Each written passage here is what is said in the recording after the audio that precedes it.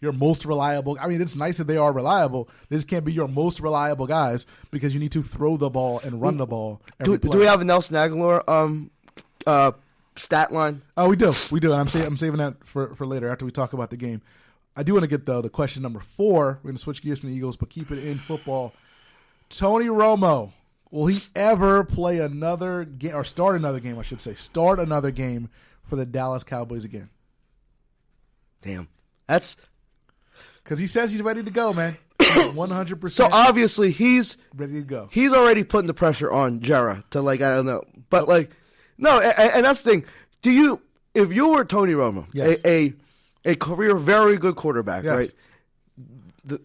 The thought that you can't lose your job to an injury, would you react the same way? Well, look, I mean, like you said, you put the ball in Jerry's court and just let him go. It's like, look, I'm ready to go. You let me know if you're ready for me to come back. That's all you can really do. I mean, you really can't. You're not in a position now to demand stuff because the team is pretty good without you. You can't just say no. I think you see that. I mean, you may not be able to run every passing play with Dak Prescott, right. But that playbook, everything else is open, especially with this. Man, you got a duo now that's unfortunately going to be a problem for probably the next 5-6 years, probably a decade. But yeah, depending on how long you. But no, in my opinion, I think Tony Romo will play another game. We'll start another game this season. This season, yes. I was going to say ever. I just put it out there forever. But you think he's going to start a game this season? I think because I think Jerry Jones is the only one that can screw this up. Dak Prescott will have I would say awful game, but a bad game, and Jerry will panic. Wow. Okay, Tony Romo back behind center for the Cowboys this year. You heard it here first on the Broad Street Line. Question number 5. We'll talk a little bit of basketball before we get back into the Eagles. LeBron James moves into top 10 in the all-time scoring list. I'm going to ask you again, because we've had this discussion before. Is he a top 5 player? Yes. All time? Yes. Top 5? Yep. You got to give me your 5. Give me your fave 5. This is like T-Mobile. Give me your fave 5. Because there are guys that are on his... Jordan. Yes. Wilt. Yes. Magic. Okay. Kareem. Okay. Then LeBron's got to be 5. LeBron. He's top 5. Yep. More than Bill Russell. Yes. Oh, no, sorry. Russell's in my top 5. Kareem's out. All right, so Kareem is 6. So Kareem, who has 6 MVPs, has a handful of titles, has won Finals MVPs 20 years apart almost. LeBron's better. Yes. All-time scoring champion, Kareem, or second. I guess he's second to Carl now. All right. Flip Kareem with Russell. But I think he's made the argument. You can make a semi-educated, compelling argument that LeBron should be in the top 5. I don't disagree. I mean, I don't think he's there. I think he's probably 6. If you had to press me, I'll say he's 6. If he wins another title, he's definitely in the top 5. You got to find a spot for him. Yeah. Right. No, I don't disagree. He's pushing it. And that's the thing. I can't think of 6 better players. 6 better players than LeBron James in the history of the NBA. I agree. No, I agree. I just don't. I can't quite put him in my 5 yet. I can't quite put him there. Now, if he beats the dreaded Voltron this year, that's the thing about LeBron James's titles. If he wins another one in Cleveland, those mean more. Once again, I always say all titles are not created equal. Correct. And these 2 pending 2 championships with Cleveland would mean the equivalent of I damn near say 3.5, 4 of a regular. Yeah, I think these 2 in Cleveland would probably be 4 in Miami. Hell, it would be the equivalent of a Jordan 3-peat. Yeah, especially if they beat the Warriors this year. If you beat the Spurs, I might say, whatever. And the thing is, you'd say that he would have won both championships as underdogs. Yes. Oh, yeah. Well, yeah. You can't. Yeah. Did Jordan ever win a championship as an underdog? No. They were prohibitive favorites in everyone. They were always the favorites. Were they favorites against the Lakers? Maybe not. That's the only one. And I mean, how many titles did Magic win as an underdog? 1?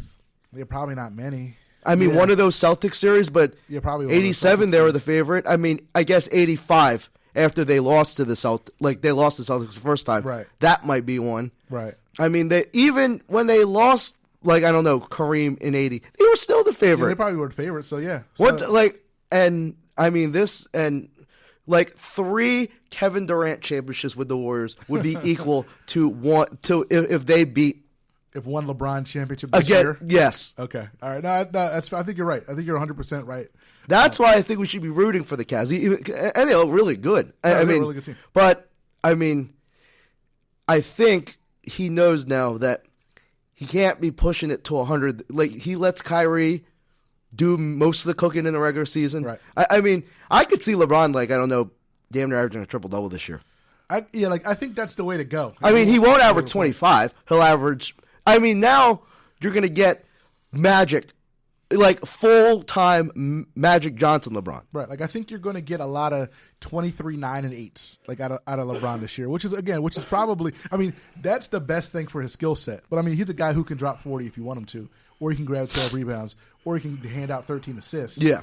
But, like, he's like, if you let LeBron, like, do LeBron things, let Kyrie carry the water when it comes to scoring, let Kevin Love get his, let J.R. Smith kind of score, like, you're going to have a much fresher LeBron at the end of this, in the playoff time when it matters the most. And one, like, the whole Warriors, like, I don't know, faux super team, I think is a blessing in disguise because this guy, frankly, needed motivation. Like, I mean, after you win one in Cleveland, I mean, what the hell are you really playing for? Right. And now he's got this, okay. Chasing the ghost. Yeah, like, I mean, and one, this is something that's chaseable. Like, I mean, like, you're not, what are you chasing? 4 rings? I mean, who the hell has 4 rings? It's either you got 6 or, like, I mean, right. He's so far in, like, the quantity ring column where you needed something to, like, okay, this might be at the top of my, like, basketball epitaph. I beat the Warriors. I beat the super team Warriors. I brought Cleveland 2 titles in a row, the second of, actually both of which came against the Warriors, the second of which came against the super team Warriors, who added the best scorer in the game, Kevin Durant. It's crazy that, like, I mean, even if this did happen, his Miami era is like a footnote.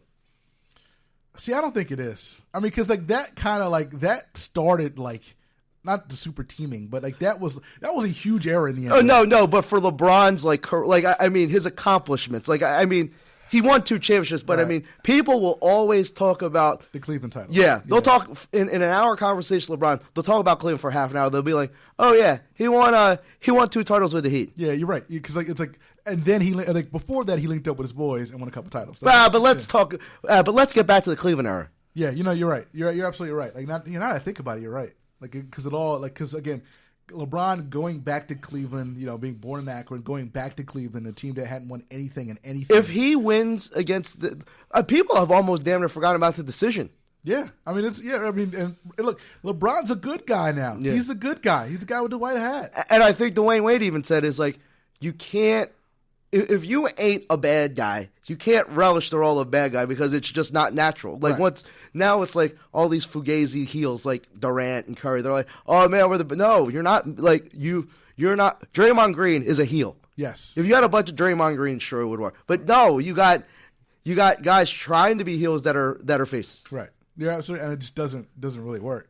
It absolutely doesn't work. All right, question number 6. Again, we promise we'll get back to football in a second. I was going to ask one question. I'm going to just change the whole question. We'll just have some fun with this. There's a certain man who's been missing in action for the past couple of weeks, ever since he started shooting T-shirts in the crowd at Powerhouse. Let me ask you a question. Where is Nerlens Noel right now? What is Nerlens Noel doing? If you had to take a guess, what is your former starting center of the Philadelphia 76ers? Oh, he's not filming another one of those ridiculous who would make best president videos? What is? Wait, oh no! Videos? Like the Sixers put out which guy on the Sixers would make the best president? That's my question for the other show. I have to ask you on the other show.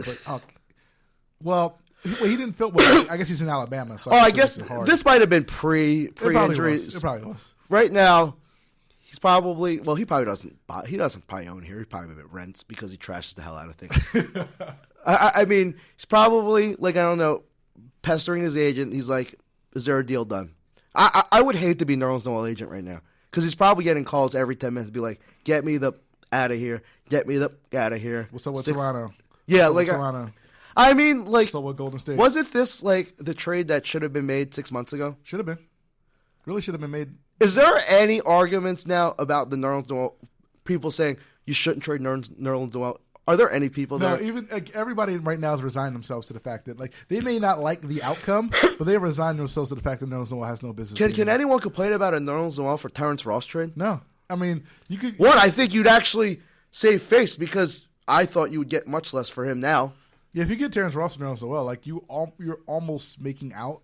Like I mean, because like based on where we are now, because you have a guy who just clearly doesn't want to be here, like has no desire to play here ever again. I have a question. Yes. Why wasn't this the thought 6 months ago? Like, what was people's thought is you're gonna like massage this guy to compel him to want to be here? You have a guy who is look, he's a very good defensive player, and again, We already have one. He's still, but you didn't know you had one, and he's he's young. Hopefully, you can continue to develop his offense, but whatever. And yeah, he's a young guy who's a pretty good defensive player, who's an active guy, who maybe you can see what he can do with a guy like Joel Embiid and Ben Simmons. And he's still under a reasonable, for this year anyway, he's still under a reasonable contract now.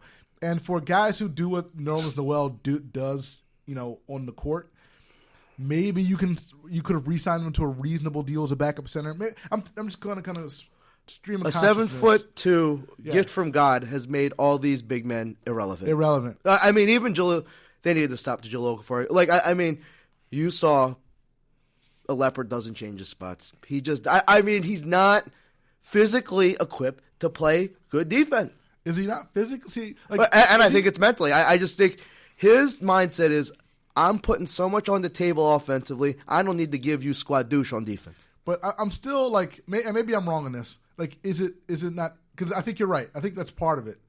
But is he not physically in terms of? Is it want to, or is it physical ability? I think it's everything. Okay. I think it's 50%. No, I think it's almost 50-50. But okay, so and he's still recovering from that meniscus. Well, they haven't won a minutes restriction, so I assume he's recovering. Could he be better 2 months from now? No. Like, so you think like right now, like we're seeing like 90% of what we're going to see from Jahlil Okafor on defense. If he could even if you talked him up and said, "You see this ugly Turkish human being and his canner? That's you. Except you got better hair. Be a bench guy. Be an energy." But is Jahlil Okafor's pride? Like, I mean, obviously, you can't go from being like the head baller at Duke to now being the bench guy on a crappy team. National champion, McDonald's All-American. I mean, they really need to just end because, I mean, Rashawn Holmes is more than an adequate backup. I mean, and if you want to get a vet that can actually like clog up the lane, grab some tough rebounds, do anything that Okafor doesn't do. I mean, by all means, do it. It's just, once again, this whole big man thing, from the beginning of time, 3 years ago, everyone, well, me anyway, knew that this was not going to end with a happy story with Joel and Ja being stepbrothers. I mean, I think people on some level thought that you could have played a couple of these guys together. That doesn't appear to be the case because it doesn't appear just because you need wings desperately. Gotta have wings. Absolutely gotta have wings. All right, we'll talk Sixers later in the show. Actually, if we get to it, I do want to get back to the Birds because, of course, the Eagles lost to the Giants. But this is not just any loss. This is their third loss in the division. They've now lost to each and every team in the division so far this year. Remember when everyone thought that the playoffs were going to be a stone cold lock? I don't think they make the playoffs. When you're 3-0, like I think teams are like 80-something% to make the playoffs. Welcome to the 15. Good Lord. 0-4 in games decided by one score or less this year. And as you said at the top, all of these games are eminently winnable. Like, see, that's a trait of a rookie coach coaching a mediocre roster. Yep. And I mean, as much as we don't want to think Carson Wentz is clutch, he's still a damn rookie. Still a rookie. Still going to make rookie That's mistakes. just like, I mean, that's why, this is like the last year's, like, Sam Bradford era, but it's not preseason. We had the 3 games, regular season games. They were beautiful. Let's just hold on to those because, I mean, but they're improving in facets like, they don't get called from any penalty. Remember that string where they were just getting killed from penalties? Yeah. They're not getting called on that many, but it's like they still, in tight spots, are getting out-executed. Right. Frankly, just out-executed. Yeah, they're just out-executed. Like they're just getting beat at the point of attack and playing it in too many times. And then, of course, you have a coach who takes I'll call a functionally mobile quarterback